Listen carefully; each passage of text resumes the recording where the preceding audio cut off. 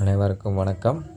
ருத்ரா அருள் YouTube channel மற்றும் நலமருளும் தேவஸ்ரீ முத்தாலம்மன் ஆலயம் இணைந்து நடத்தும் ஆடிப்பூர விழா 2025 விருதுநகர் மாவட்டம் சங்கரலிங்கபுரம் கிராமத்தில் அமர்ந்த அருள்வாளிக்கும் நலமருளும் தேவஸ்ரீ முத்தாலம்மன் ஆலயத்தில் வருகின்ற 28/7/2025 அன்று ஆடிப்பூர நிகழ்வானது சீரும் சிறப்புமாக நடைபெறும்.